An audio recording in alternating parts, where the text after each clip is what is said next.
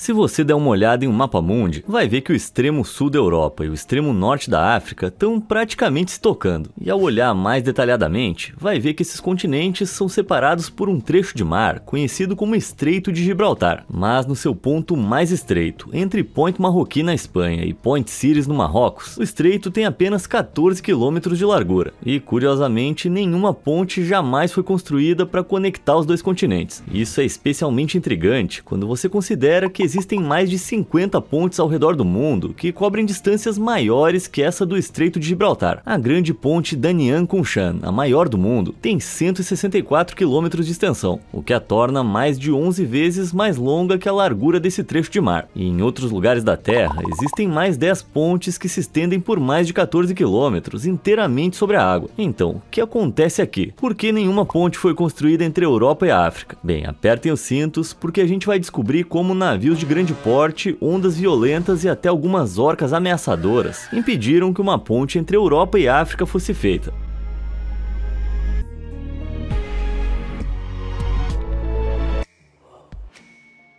Antes de a gente se aprofundar nas razões pelas quais nenhuma ponte foi construída entre a Europa e a África, vamos primeiro descobrir por que exatamente essa travessia tem sido tão procurada. A importância dessa travessia não é exagerada, afinal ela ia proporcionar uma rota facilmente transitável entre dois continentes. Isso ia permitir que 1,5 bilhão de africanos tivessem acesso fácil à Europa e 740 milhões de europeus à África. Com provavelmente milhões de pessoas cruzando a ponte todos os dias, o turismo nas regiões ao redor do Estreito de Gibraltar sem dúvida ia disparar. Em 2022, Marrocos foi classificado como o segundo país africano mais visitado em termos de chegadas internacionais, com o turismo adicionando 9 bilhões de dólares ao PIB do país. Em 2023, estima-se que os europeus representassem cerca de 70% de todos os turistas no Marrocos. Com a introdução de uma conexão com a costa marroquina, o turismo só ia aumentar, trazendo mais dinheiro para o país. Do outro lado do estreito, a Espanha já é bem conhecida pelo seu crescente comércio turístico. De acordo com a Organização Mundial do Turismo, a Espanha foi o segundo país mais visitado do mundo em 2018, com mais de 82 milhões de turistas. Mas o seu vizinho próximo, o Marrocos, foi responsável por pouco mais de 1% desse número. Talvez mais turistas do Marrocos e de todo o continente africano pudessem visitar a Espanha e a Europa com uma instalação de uma ponte de fácil acesso ao continente, impulsionando ainda mais a indústria do turismo na Espanha e na Europa. E os turistas não seriam os únicos a poder cruzar essa ponte. A África é atualmente o quarto maior parceiro comercial da União Europeia. O comércio entre os continentes tem crescido constantemente ao longo dos anos, com um total de cerca de 295 bilhões de dólares em 2019. Atualmente, a maioria das mercadorias é comercializada por navios ou fretes aéreos. Mas se as mercadorias pudessem ser transferidas de um continente para o outro por meio de um trem de carga de alta velocidade, o comércio ia ser bem mais rápido e bem mais barato. Afinal, uma travessia direta ia reduzir a dependência de navios cargueiros que percorrem longas rotas marítimas ou de fretes aéreos, que normalmente são mais caros do que o transporte ferroviário de mercadorias. Considerando que essa travessia poderia conectar dois continentes, impulsionando o turismo e comércio, por que isso ainda não aconteceu? O Estreito de Gibraltar não é só importante por ser a porta de entrada entre dois continentes, mas também uma das rotas marítimas mais importantes do mundo. Essa é a única hidrovia que liga o mar Mediterrâneo ao Oceano Atlântico, e portanto navios passam constantemente por lá. No total, estima-se que mais de 100 mil navios passem pelo Estreito de Gibraltar por ano. Como referência, o Canal do Panamá, que conecta os oceanos Atlântico e Pacífico, recebe 14 mil navios a cada ano, o que representa apenas 14% do tráfego marítimo do Estreito de Gibraltar. Embora uma ponte entre a Europa e a África possa permitir o transporte de mercadorias por trens de carga, ela pode dificultar seriamente a navegação de grandes navios mercantes pelo estreito. Mas por quê? Bem, em primeiro lugar, construir uma ponte de quase 13 km de extensão sobre esse trecho de mar ia levar anos. A ponte Rio-Niterói, que se estende por quase 13 km para ligar o Rio de Janeiro à cidade de Niterói, levou 5 anos para ser concluída. Obviamente, dado o tamanho desse projeto, grandes partes do estreito iam ficar intransitáveis com o início das obras. E considerando que 100 mil navios passam por aqui todos os anos, você pode imaginar o impacto que isso teria na importante rota marítima. Fazer uma ponte é uma coisa. Agora, os engenheiros iam ter que garantir que essa ponte não continuasse interrompendo a rota marítima quando estivesse pronta. Alguns navios porta-containers contenores bem grandes passam pelo estreito, então a ponte ia precisar ser alta o suficiente para dar espaço para esses enormes navios passarem, como por exemplo o CMA-CGM Jacques Sade. Com 76 metros de altura, esse navio enorme é um dos maiores transportadores de contêineres do mundo. O calado dessa embarcação é de cerca de 15 metros, o que significa que mais de 60 metros do navio ficam acima da linha d'água, ou seja, essa ponte ia precisar estar a pelo menos 63 metros acima da superfície d'água para dar ao navio espaço suficiente, e isso sem mencionar a profundidade que as fundações da ponte iam ter que atingir para alcançar o fundo do mar, mas eu falo sobre isso depois. Talvez haja uma solução para essa situação de transporte, e se a travessia da Europa para a África fosse uma ponte levadiça? Quando os navios passam, a ponte levadiça poderia simplesmente se dividir em duas, inclinando-se para cima para permitir que qualquer um desses navios de tamanho considerável tivesse espaço suficiente para navegar. Embora isso fosse legal, a ponte quase sempre ia estar elevada, afinal são 100 mil navios por ano, o que equivale a cerca de um navio a cada 5 minutos, ou seja, a ponte teria que ser levantada uma vez a cada 5 minutos. Considerando que pontes levadiças levam cerca de 2 minutos para subir e fechar, você consegue imaginar a rapidez com que esses engarrafamentos iam aumentar. Ok, então a movimentação dessa rota de navegação significa que uma ponte levadiça está fora de cogitação. Isso significa que se uma travessia for construída aqui, ela vai ter que estar facilmente a mais de 60 metros acima da água. Mas como a gente já vai ver, a altura acima da água é a menor das preocupações dessa travessia. Embora o ponto mais estreito tenha pouco mais de 13 km de largura, esse trecho de água é muito profundo. Incrivelmente, a profundidade média do estreito aqui é de 365 metros, com algumas seções chegando a 915 metros. Para contextualizar, isso é profundo o suficiente para empilhar 2 Empire State Buildings e meio. Em comparação, o estreito de Golden Gate, onde se encontra a ponte de mesmo nome, tem uma profundidade máxima de pouco mais de 90 metros, apenas 1/10 da profundidade do estreito de Gibraltar. Tá, mas e qual é a ponte mais profunda do mundo? Essa honra vai para a Ponte Padma, que cruza o rio Ganges em Bangladesh, mas a profundidade das estacas dessa travessia ainda é de apenas 127 metros. Isso significa que se uma ponte for construída sobre o estreito de Gibraltar, seriam necessárias fundações 7 vezes mais profundas do que a da ponte mais profunda do mundo, só para garantir que ela não afundasse no mar. Mas a profundidade do mar não é o único problema dos engenheiros. Ainda tem outro obstáculo encontrado bem abaixo do leito marinho do estreito. Para te explicar, deixa eu te levar para uma aula de ciências. E não se preocupa, prometo que vai ser rápido. Você provavelmente sabe que a crosta terrestre é composta por placas tectônicas, todas em constante movimento, só que muito lentamente. Acontece que o Estreito de Gibraltar marca o local da falha transformadora Açores-Gibraltar, onde as placas tectônicas africana e eurasiana e a microplaca ibérica se encontram. À medida que essas placas se chocam, elas ficam presas devido ao atrito. Com o tempo, essa tensão aumenta até que você tem um terremoto. Como o Estreito de Gibraltar está diretamente acima dessa zona de falha, a região é propensa a uma atividade sísmica considerável. Veja, por exemplo, o terremoto de Lisboa de 1755. Esse terremoto enorme mediu cerca de 9 graus na escala Richter, com o epicentro localizado ao oeste do estreito. Dizer que foi devastador seria um eufemismo. Só em Lisboa, 12 mil prédios foram destruídos. Para piorar a situação, o terremoto desencadeou um tsunami, com ondas de 6 metros atingindo Lisboa e ondas de 20 metros atingindo Cádiz, no sul da Espanha. Tragicamente, o terremoto e o tsunami subsequente tiraram a vida de cerca de 70 mil pessoas em Portugal, Espanha e Marrocos. Mas esse não foi o único terremoto a devastar as costas ao redor do estreito. Em 2004, o norte do Marrocos foi abalado pelo terremoto Al Hoceima, atingindo 6,3 graus na escala Richter. A infraestrutura da cidade não foi páreo para os poderosos tremores, com mais de 2.500 prédios desabando, enquanto tragicamente mais de 600 pessoas perderam suas vidas. Bom, você entendeu a ideia. Essa região é um ponto crítico de desastres naturais, mas isso não torna a construção de pontes impossível aqui. No Japão, a ponte Akashi foi construída sobre a falha do Estreito de Akashi, conhecida pela sua atividade sísmica explosiva. As torres da ponte foram construídas em aço, tornando-as flexíveis o suficiente para se moverem com a terra enquanto o terremoto acontece. Dentro das torres da ponte também há 20 objetos semelhantes a pêndulos, chamados amortecedores de massa sintonizada. Cada amortecedor fica pendurado em uma estrutura. Se o tremor fizer a ponte inclinar para um lado, os amortecedores oscilam na direção oposta, impedindo que a ponte tombe. Então, por que a travessia do Estreito de Gibraltar não poderia implementar uma mecânica antiterremoto como essa? Bom, tem mais uma coisa que eu preciso contar sobre a geologia desse lugar. Pesquisadores também identificaram que o fundo do estreito tem pelo menos 2 canais profundos de argila quaternária. Esses Esses canais consistem em depósitos de argila mole não consolidada, que podem ser instáveis e se deslocar facilmente sob pressão ou devido à atividade geológica.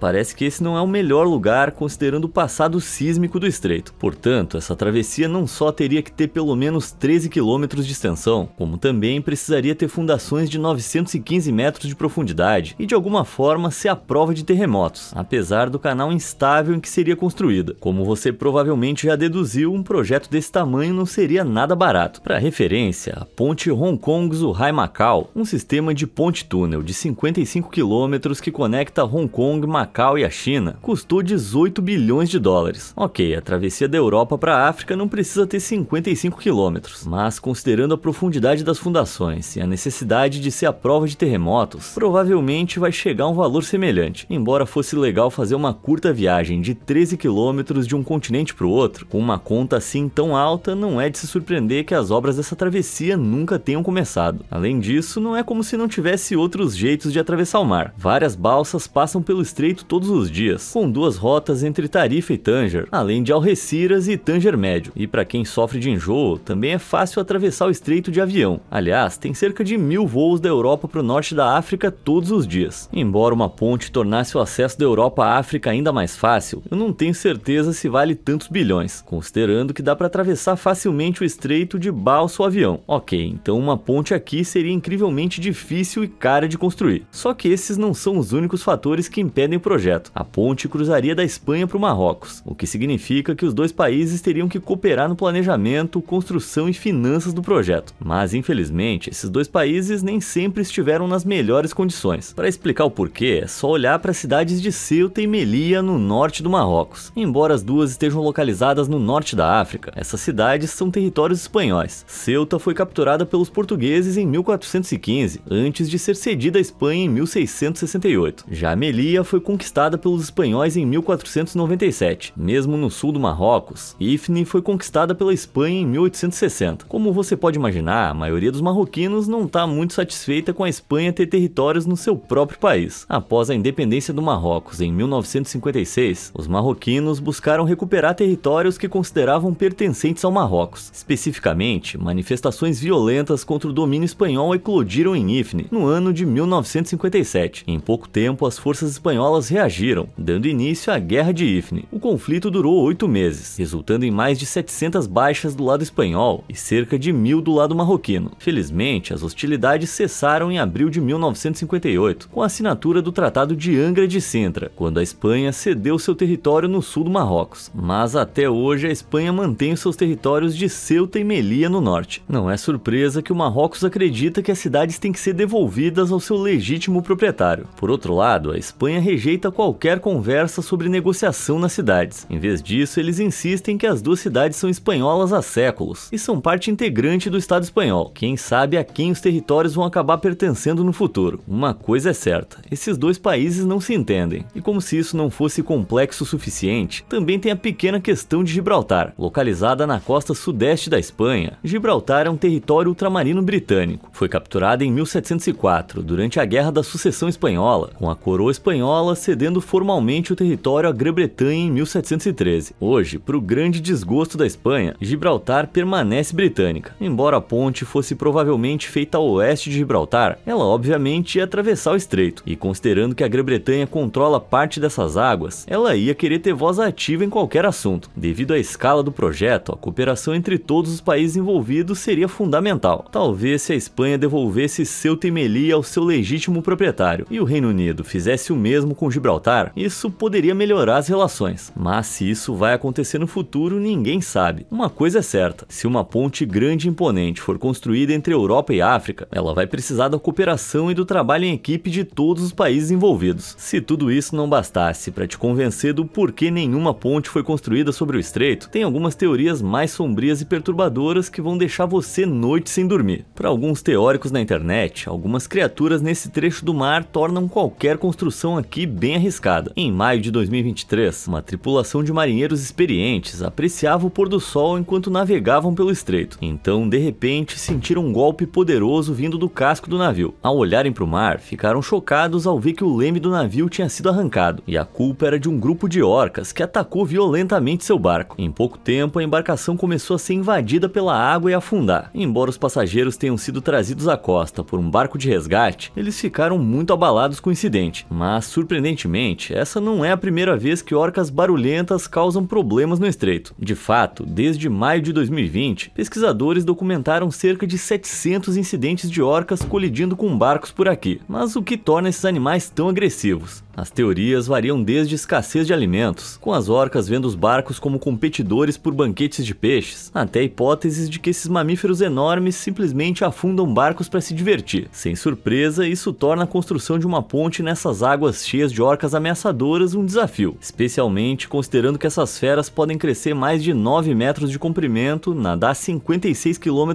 por hora e ter uma força de mordida de 19.000 psi, quase 120 vezes mais forte que a mordida humana. Um verdadeiro pesadelo. Embora a razão por seu comportamento seja desconhecida, os ataques direcionados a barcos mostram que elas são capazes de reagir a perturbações em seu ambiente. E o que perturba mais do que construir uma ponte de 14 km sobre o estreito? Isso significa que equipamentos envolvidos na construção, como barcaças ou embarcações de transporte, também podem ser atacados por essas gigantes de tamanhos de ônibus, atrasando os prazos e aumentando o custo do projeto. Ainda mais significativo, essas baleias malvadas representam uma ameaça a qualquer ser humano que trabalhe na ponte. Muitos empregos, como soldadores subaquáticos ou mergulhadores comerciais, exigem, obviamente, trabalho embaixo d'água. Você consegue imaginar como seria assustador trabalhar no Estreito de Gibraltar, com essas orcas que atacam barcos ao redor? E considerando que elas conseguem afundar uma embarcação em um piscar de olhos, imagina o quanto de dano elas poderiam causar em um ser humano que avistassem no estreito. Mas essas orcas podem não ser as únicas criaturas patrulhando esse trecho de mar. De acordo com o antigo historiador grego Diodoro da Sicília, Hércules estreitou a largura dessa faixa para impedir que monstros do Oceano Atlântico entrassem no Mediterrâneo. É provável que o velho Diodoro estivesse sendo um pouco fantasioso. Ainda assim, na pequena chance de ele estar falando a verdade, isso significa que criaturas tão grandes que não passariam pelos 14 km de largura do estreito estavam à espreita por essas águas. A que você acha que ele estava se referindo? Algum monstro com tentáculos imponentes? Uma criatura colossal parecida com um Kraken? Ou talvez uma serpente marinha sinistra e gigantesca? Não sei vocês, mas eu não ia ficar nada feliz em cruzar um trecho de água que dizem ter feras tão grandes. E vamos mudar de assunto antes que eu chore até dormir. Apesar de todos esses motivos, as conversas sobre uma ponte sobre o Estreito de Gibraltar se recusam a diminuir. Em 2004, o arquiteto americano Eugene Tsui teve uma ideia absurda. Ele propôs uma travessia de 14,5 km entre Tarifa e Point Cities. De cada lado, o primeiro quilômetro da ponte se estenderia a partir da costa, antes de gradualmente se inclinar para um túnel subaquático de concreto à prova d'água por pouco mais de 3 km,